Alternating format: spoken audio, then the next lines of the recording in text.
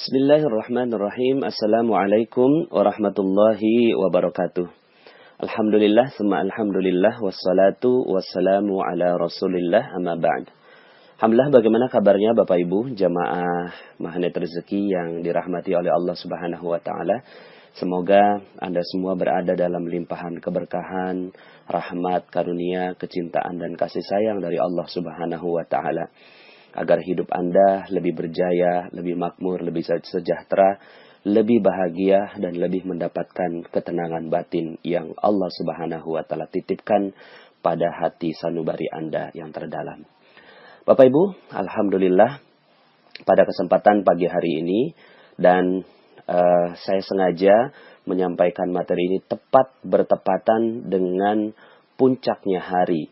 Segala hari yang dititipkan oleh Allah Subhanahu wa Ta'ala, puncaknya adalah hari ini, ya, yaitu Yaumul Arafah, hari Arafah. Maka materi saya hari ini adalah berjudul puncak keajaiban, ya, puncak keajaiban. Bapak Ibu, Islam ini agama yang ajaib, luar biasa, ya. Islam ini agama yang ajaib. Maka manusia diajak untuk masuk ke dalam din al-Islam. Manusia diajak untuk masuk kembali kepada ajaran Allah Subhanahu wa Ta'ala. Kenapa? Karena hidup ini begitu indah, hidup ini begitu ajaib, hidup ini penuh dengan miracle demi miracle demi miracle, ya. Keajaiban demi keajaiban demi keajaiban, Bapak Ibu, ya. Cuma manusia, juga syaitan, jin, ingin mengeluarkan kita dari keajaiban ini. Padahal, Masya Allah. Maka, jika hidup Anda tidak ajaib, jika rezeki Anda seret, jika rezeki Anda itu ditahan oleh Allah Subhanahu wa Ta'ala, yuk sama-sama kita kembali ke dalam agama yang ajaib ini, yaitu al-Islam, ya'lu wa la yu'la alaih, yang tinggi dan tidak ada yang lebih tinggi darinya. Maka Bapak Ibu, di dalam Al-Quran disebutkan tentang banyak sekali keajaiban demi keajaiban tersebut, ya. Dimulai dari kisahnya Nabi Adam, Nabi Idris, Nuh, Hud, Saleh, Ibrahim, ya terus gitu ya, Yusuf, ya, Zakaria, Yahya, Isa, dan Nabi Muhammad SAW, juga Nabi Lut dan seterusnya, ya, Nabi Sulaiman, Nabi Daud. Ini adalah kisah keajaiban demi keajaiban yang diterima oleh mereka, ya, diterima oleh Zakaria yang ingin mendapatkan anak, ya, dan dimudahkan oleh Allah Subhanahu wa Ta'ala. Kisahnya Maryam yang mendapatkan makanan secara ajaib dari Allah Subhanahu wa Ta'ala. Nabi Musa yang bertemu dengan Khidir dengan peristiwa yang ajaib, ya. Kemudian Nabi Sulaiman yang memiliki kekayaan dengan penuh keajaiban. Nabi Daud alaihi salam yang mengalahkan musuhnya dengan kekuatan Allah Subhanahu wa Ta'ala. Ya, kam min fi'atin qalilatin ghalabat fi'atan katsiratan biiznillah. Betapa banyak, ya, golongan yang kecil mengalahkan yang besar dengan izin Allah. Maksudnya dengan izin Allah ini dengan keajaiban yang manusia menyebutnya adalah keajaiban. Berulang-ulang juga Allah sebutkan tentang kun fayakun, ya Allah Subhanahu wa Ta'ala. Kalau Allah katakan jadi, innama amruhu idza arada syai'an ayyakula lahu kun fayakun. Sesungguhnya kalau Allah ingin mengatakan jadi, maka jadi, ya. Maka ini adalah agama keajaiban. Agama yang penuh dengan keajaiban. Dan Allah ingin agar hidup Anda pun demikian. Allah ingin agar hidup Anda pun, kita semua, ya, adalah ajaib, ya.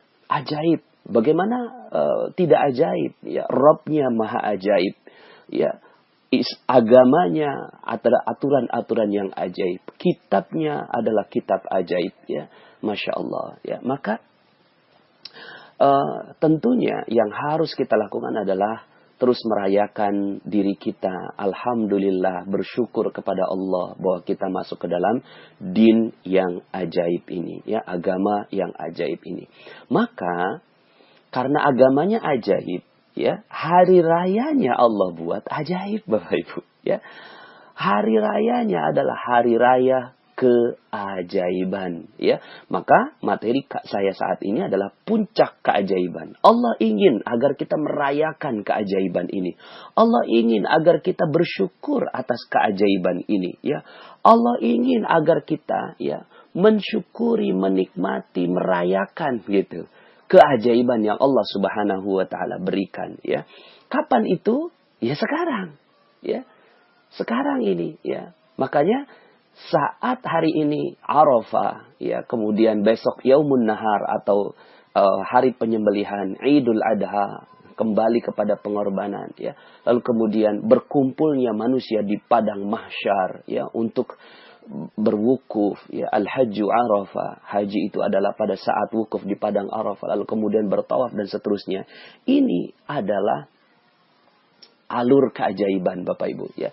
Jadi alurnya itu dimulai dari kita mensucikan diri pada saat Ramadan. Saat Ramadan kita mensucikan diri, udah selesai mensucikan diri selama 1 bulan, Allah Subhanahu wa taala minta kita merayakan. Apa merayakannya? Merayakan kita menang dari hawa nafsu kita, ya. Sehingga akhirnya Allah Subhanahu wa taala berkenan memberikan keajaiban demi keajaiban demi keajaiban, ya. Lalu kemudian setelah itu yang kita lakukan adalah, kalau Anda mendengarkan materi saya, rahasia keajaiban, kita kembali kepada manusia. Kita tidak lagi mementingkan diri kita sendiri. Yang kita pentingkan siapa? Orang lain. Orang lain jauh lebih mulia daripada kita. Orang lain jauh lebih butuh daripada kita. Orang lain jauh lebih kita harapkan kebaikannya daripada kita. Kenapa? Karena kita sudah mengerti bahwa kita ini satu. Ketika kita memikirkan orang lain, maka kita sebenarnya juga memikirkan diri sendiri. Bahkan sebenarnya kita nggak perlu memikirkan diri sendiri. Karena diri kita, ketika kita memikirkan orang lain, maka malaikat mendoakan kita, Allah memikirkan, ya, urusan kita. Lalu kemudian, ya, baru kemudian Allah Subhanahu wa taala sampaikan kita pada Idul Adha ini, ya. Saat Idul Adha inilah, ya, saat Allah Subhanahu wa taala ingin dipentingkan. Kalau kita mampu untuk mementingkan orang lain, kalau kita mampu mementingkan orang lain lebih penting daripada diri sendiri, bagaimana Allah? Maka Allah jauh lebih penting untuk diutamakan daripada yang lainnya. Allah jauh lebih pantas untuk kita utamakan. Manusia aja kita sanggup untuk utamakan, apalagi Allah Subhanahu wa ta'ala yang memberikan rezeki, yang memberikan kehidupan pada kita, yang memberikan nafas pada kita saat ini, yang kita nggak pernah bayar, yang memberikan jantung yang berdegup tanpa kemudian kita pompa, ya, kemudian yang memberikan darah yang mengalir kepada seluruh sel-sel dalam tubuh kita. Semuanya free, semuanya gratis. Siapa yang berikan itu? Allah Rabbul Alamin. Maka inilah puncaknya, puncak keajaiban. Kapan itu puncak keajaiban? Ketika manusia mementingkan Allah daripada yang lainnya. Masya Allah. Ketika Allah lebih dipentingkan daripada yang lain, maka ini adalah puncak keajaiban.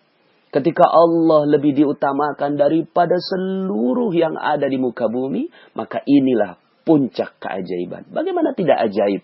Manusia diciptakan dengan penuh kelemahan, dengan zaluman jahula, penuh kezaliman, penuh kebodohan.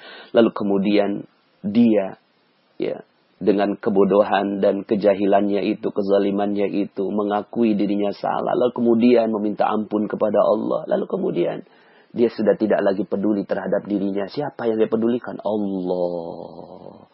Allah yang lebih dipentingkan dari segalanya. Bagaimana tidak ajaib? Ada manusia yang akhirnya dia tidak mementingkan dirinya, tapi dia mementingkan penciptanya. Inilah keajaiban, inilah puncak keajaiban. Maka Allah berikan simbol terhadap puncak ini.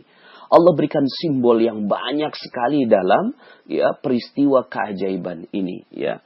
Makanya Allah kumpulkan, ya, manusia. Ayo semua kumpul semua, ya. Wa'adzin fin nasi bil haji ya'tuka rijalan, ya. Jadi ketika Allah Subhanahu wa taala memanggil, ya, panggil manusia itu, gitu, ya, untuk ke Baitullah, untuk bertemu dengan Allah Subhanahu wa taala, ya. Maka, ya, dalam surat Al-Hajj ayat 27, ya, wa'adzin fin nasi bil haji ya'tuka rijalan, ya. dan berserulah kepada manusia untuk mengerjakan haji. Nah, kemudian ya'tu karijalan, kalian akan melihat ya orang-orang wa ala kulli dhamiri ya'tina min kulli fajjin amik, datang kepadamu dengan berjalan kaki, mengendarai unta yang kurus yang datang dari segenap penjuru yang jauh. Artinya Allah Subhanahu wa taala ingin bahagia melihat manusia datang kepada Allah dengan berpayah-payah. Ya, dengan berpayah-payah, dengan lusuh, dengan unta yang kurus kering, saking jauhnya perjalanan. Kemudian mereka semua datang kepada Allah Subhanahu wa taala, mementingkan Allah, ya, mementingkan Allah di antara segalanya, dan Allah menetapkan satu tempat, ya. Wa idz bawwa'na li Ibrahim makanal bait alla tusyrik bi syai'a, ya. Dan ingatlah ketika kami memberikan tempat kepada Ibrahim di tempat Baitullah, ya. Maka ini semua manusia berkumpulnya ke Baitullah. Untuk apa di Baitullah? Alla tusyrik bi syai'a wa tahhir baitiya lit-ta'ifina wal qa'imina war ruk'is sujud. Janganlah kamu memperserikatkan sesuatu pun dengan aku, dan sucikanlah rumahku ini bagi orang yang tawaf, yang beribadah, yang ruku dan yang sujud. Ini adalah simbol. Simbol apa? Simbol kemuliaan Allah Subhanahu wa taala. Semua datang dengan baju yang sama, meninggalkan semua baju-baju kemewahan dunia yang lainnya, semua diganti dengan kain yang hanya terdiri dari dua, ya, seperti kain kafan, ya, yang di bawahnya jadi sarung, di atasnya jadi selendang, ya, jadi selendang gitu, ya. Lalu kemudian tidak boleh menggunakan penutup kepala untuk menyamaratakan manusia. Seluruh manusia sama di sisi Allah Subhanahu wa taala. Dan ini adalah lambang, perlambang itu semua, bahwa yang dimuliakan pada saat itu bukan manusia tapi Allah Subhanahu wa taala. Lalu kemudian semuanya datang, labbaik ya Allah, labbaik ya Allah, labbaik Allahumma labbaik, labbaik la syarika laka labbaik, innal hamda wan ni'mata laka wal mulk la syarika lak. Kami datang ya Allah memenuhi panggilanmu, ya, tidak ada sekutu bagimu. Seluruh nikmat darimu, seluruh pujian untukmu, seluruh kerajaan milikmu. Masya Allah. Ini adalah puncaknya Bapak Ibu, ya. Puncak keajaiban itu ketika manusia dikumpulkan oleh Allah Subhanahu wa ta'ala di satu tempat yang namanya Baitullah, ya. Dan kemudian puncak dari itu semua adalah Al-Hajju Arafah. Wukuf di Padang Arafah. Wukuf di Padang Arafah. Ngapain di sana? Berdiam diri, mengingat kesalahan lagi, kemudian berzikir lagi, mengutamakan Allah lagi, ya.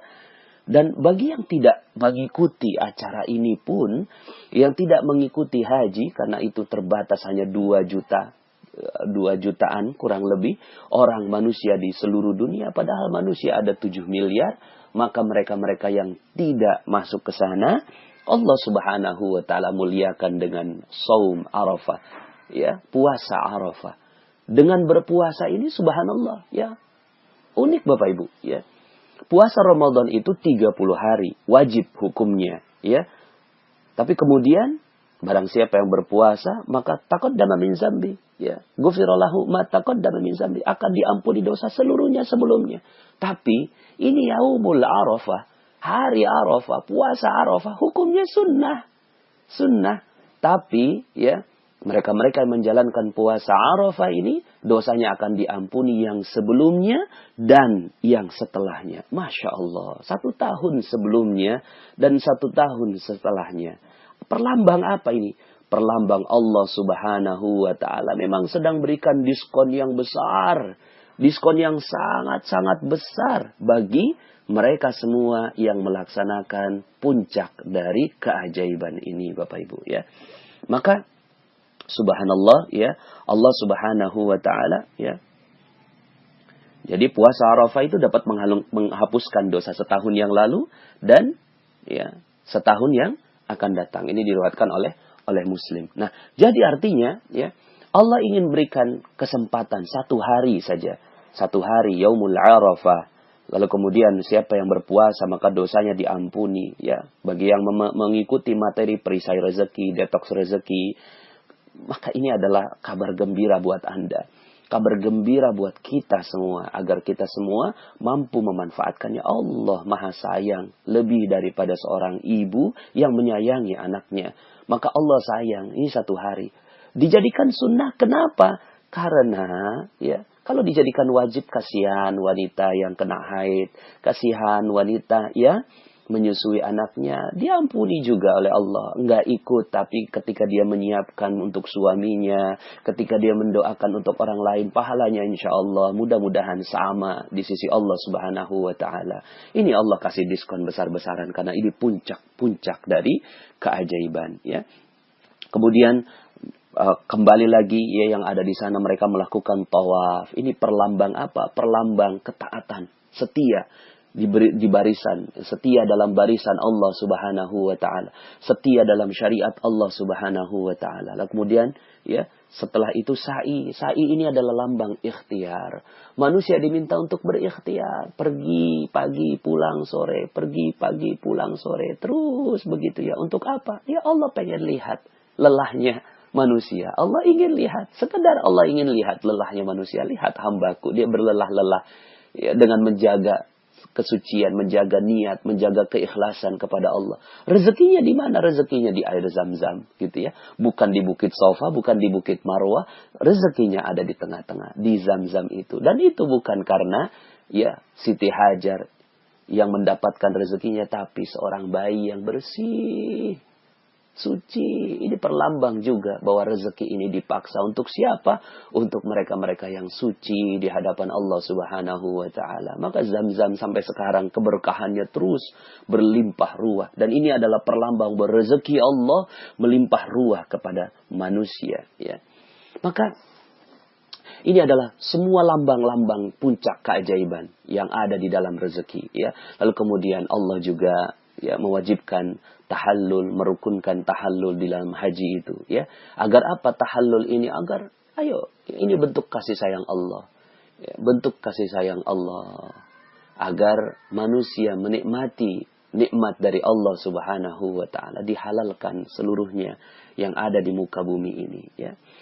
Nah, Bapak Ibu yang dirahmati Allah Subhanahu wa Ta'ala, sejarahnya pun penuh keajaiban, ya. Bagaimana tidak ajaib Nabi Ibrahim diilhamkan kepada Allah Subhanahu wa Ta'ala untuk mengantarkan Siti Hajar dan anaknya Ismail alaihi salam yang masih merah ke padang tandus tak berpenghuni. Tidak ada siapapun, tidak ada air, tidak ada makanan, tidak ada orang. Tapi kemudian Nabi Ibrahim alaihi salam meletakkan di sana, meletakkan Siti Hajar dan Ismail di sana. Lalu kemudian dengan berbalik, Nabi Ibrahim berjalan meninggalkan Siti Hajar. Siti Hajar bertanya kepada Nabi Ibrahim, "Wahai suamiku, engkau akan meninggalkan aku di sini?" Sambil menggendong bayinya. Nabi Ibrahim tidak bergeming, terus berjalan, diikuti oleh Siti Hajar. "Wahai suamiku, engkau akan meninggalkan aku di sini?" Ya. Lalu kemudian tetap Nabi Ibrahim berjalan. Kemudian Siti Hajar terus mengikuti suaminya. Tapi kemudian dia sadar, ada pertanyaan yang harus diralat, dirubah di dalam pikirannya. Ini merubah, Bapak Ibu, law of projection. Merubah seluruh pikirannya. Pikirannya langsung dirubah oleh Siti Hajar. Apa yang dirubah? Pertanyaannya diganti. "Wahai suamiku, apakah ini perintah Allah?" Lalu kemudian Nabi Ibrahim alaihissalam berhenti dan menjawab dengan na'am. Iya, ini perintah Allah. Lalu kemudian Siti Hajar dengan penuh ketegaran menggendong Ismail alaihissalam, mengatakan, "Kalau memang ini perintah Allah, maka Allah pasti akan menguatkan diriku untuk menjalani prosesnya." Paradox of Candy. Paradox of Candy. Siap menerima kenikmatan, siap juga menerima bungkusnya. Lalu kemudian Nabi Ibrahim pergi, meninggalkan Siti Hajar sendirian. Tapi kemudian Siti Hajar alaihissalam, Siti Hajar manusia yang mulia, ya, manusia yang mulia, wanita yang mulia ini, dengan tegar dia menjalani kehidupan. Dia siap terima bungkusnya. Siap terima bungkusnya karena yakin bahwa ini adalah Allah yang menetapkan seluruhnya. Lalu kemudian, bismillah, jiwanya tenang, Ikhtiar tetap dilakukan. Ikhtiar tetap dilakukan. Jalan dari Bukit Sofa ke Marwah, Bukit Sofa ke Marwah, Bukit Sofa ke Marwah. Lalu kemudian Allah berikan rezeki. Sampai kemudian akhirnya datang orang-orang berdatangan kepada Siti Hajar ini untuk membeli air darinya. Masya Allah, sampai kemudian akhirnya menjadi dusun yang berkembang. 13 tahun kemudian Nabi Ibrahim diilhamkan lagi oleh Allah Subhanahu wa Ta'ala untuk datang ke tempat itu, menjenguk anaknya dan istrinya. Lalu kemudian kalau kita jadi Nabi Ibrahim alaihissalam, apa ia mungkin anak dan istri saya masih ada di sana? Tapi kemudian Nabi Ibrahim yakin dengan Allah Subhanahu wa Ta'ala. Mungkin ini kalaulah ingin dikatakan proses detox rezeki. 13 tahun Nabi Ibrahim, 13 tahun detox rezekinya. Kita berapa lama? Baru berapa lama kita? Baru setahun, 2 tahun hidup susah. Nabi Ibrahim alaihissalam 13 tahun hidup susah. 13 tahun meninggalkan anak dan istrinya. 13 tahun. Lalu kemudian ketika datang, Nabi Ibrahim sudah yakin bahwa Allah Subhanahu wa Ta'ala berikan rezeki yang berlimpah dan benar saja. Ya. Tapi kemudian, ya, ketika baru saja bertemu dengan anaknya Ismail alaihissalam, nggak pernah kasih nafkah, nggak pernah dijengukin, pas datang mau disembelih. Ya. Wahai anakku, ya, aku bermimpi bertemu. Aku bermimpi diberikan ilham kepada Allah untuk menyembelihmu. Masya Allah. Ya. Pada saat itu, di tanggal 8 Zulhijjah, Nabi Ibrahim tidur, kemudian bermimpi. Dalam mimpi tersebut, seseorang berkata kepada beliau, wahai Ibrahim, tepati janjimu. Kemudian pagi hari, Nabi Ibrahim alaihissalam bangun. Lalu kemudian, apa mimpi itu dari Allah ataukah dari syaitan?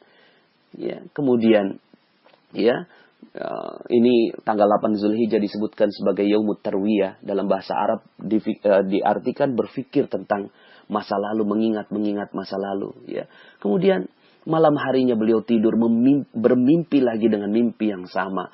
Lalu kemudian akhirnya beliau mengetahui bahwa mimpi tersebut berasal dari Allah Subhanahu wa Ta'ala. Lalu kemudian, ya, pada tanggal 9 Zulhijjah ini disebut sebagai Yaumul Arafah. Yaumul Arafah ini, ya, adalah hari mengetahui, ya. Mengetahui tentang apa?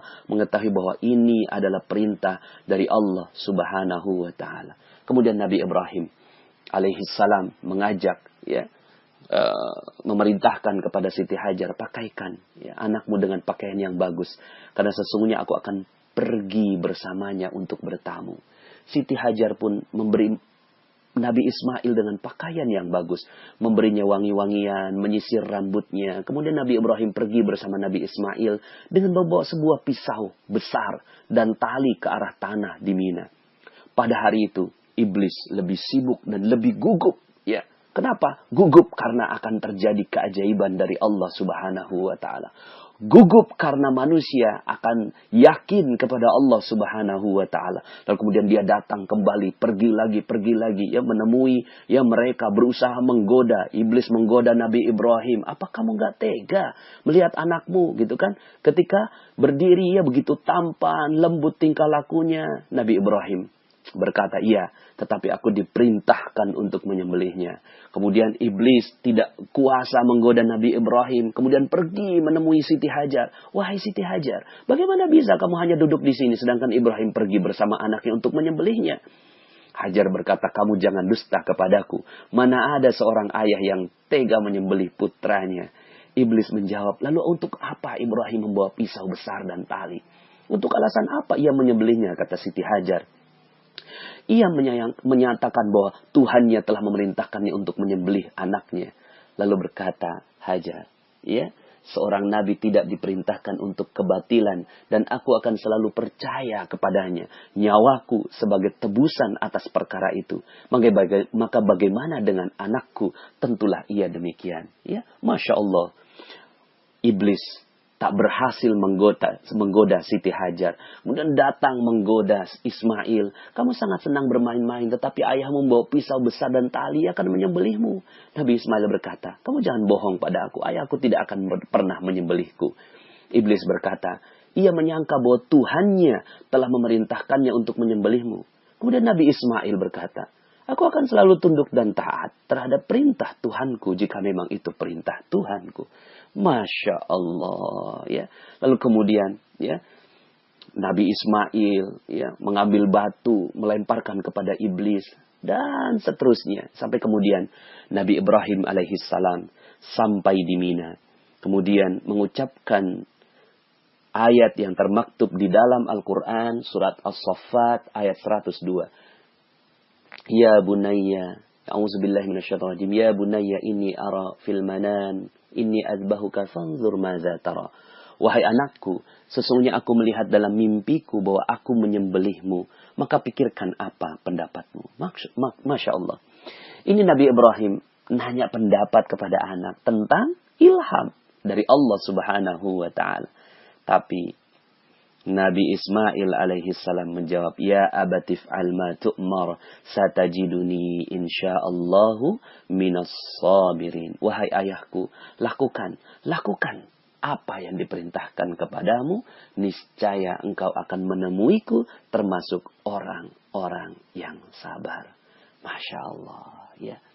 Masya Allah, ya. Maka Allah, inilah keajaiban. Ketika akhirnya Nabi Ismail alaihissalam menyerahkan lehernya, disembelih oleh Nabi Ibrahim alaihissalam, lalu kemudian Allah ganti dengan seekor domba yang besar.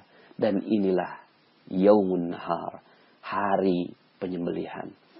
Hari di mana Allah subhanahu wa ta'ala ingin menunjukkan keajaibannya. Maka inilah Islam, agama yang ajaib. Puncak dari keajaiban adalah haji. Puncak dari keajaiban adalah pengorbanan kepada Allah subhanahu wa ta'ala. Maka Bapak Ibu yang dirahmati Allah subhanahu wa ta'ala, yuk sama-sama rayakan puncak keajaiban ini dengan sami'na wa ata'na, dengan dengar dan taat kepada Allah subhanahu wa ta'ala. Kami dengar ya Allah, kami taat kepada seluruh perintah-perintahmu.